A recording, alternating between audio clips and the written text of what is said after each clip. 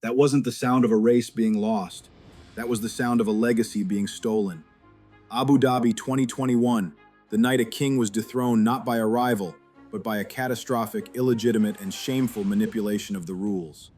Lewis Hamilton, on the final lap of a war of a season, was robbed of his 8th world title, robbed of immortality.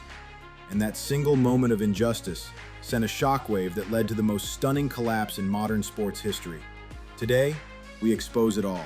The crime scene of 2021, the humiliating, career-destroying nightmare at Ferrari, the bizarre tabloid circus designed to kick him when he was down, and the chilling, silent promise of a comeback fueled by cold, methodical revenge.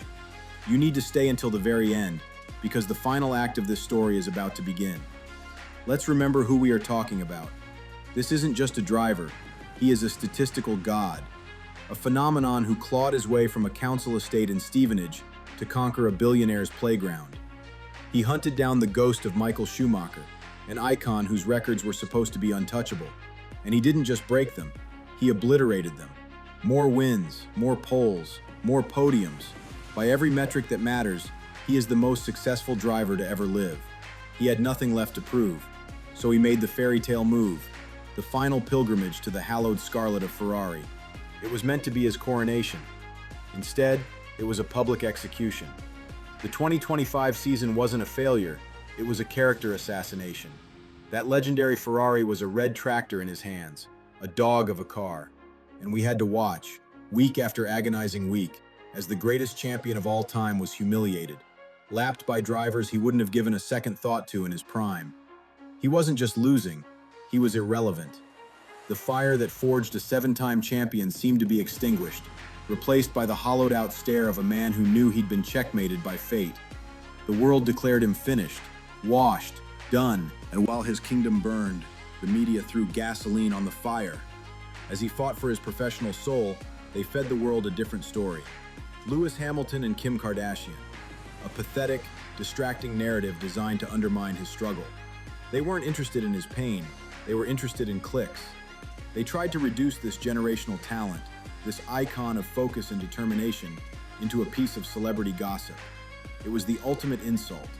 They weren't just reporting on his fall, they were reveling in it. But then, he emerged, not with a roar, but with a silence more menacing than any scream. In a recent interview, he looked into the camera. The pain was gone. The doubt was gone. All that was left was a terrifying surgical calm. He said he has never been more confident than he is for the 2026 season. And in that moment, the world remembered what makes Lewis Hamilton truly dangerous. It's not his anger, it's his composure. It's the quiet assassin who absorbs every injustice, every insult, every failure, and converts it all into pure, cold, high-density fuel. The injustice of 2021 isn't a memory. It's a debt he is coming to collect. The humiliation of 2025 wasn't an ending, it was a purification. It burned away everything but the mission. The mantra on his back says it all. Still, I rise. He's not coming back for a victory. He's coming back for everything they took from him. So now, we are faced with the most thrilling question in all of sports. Are we about to witness the final tragic embers of a dying fire?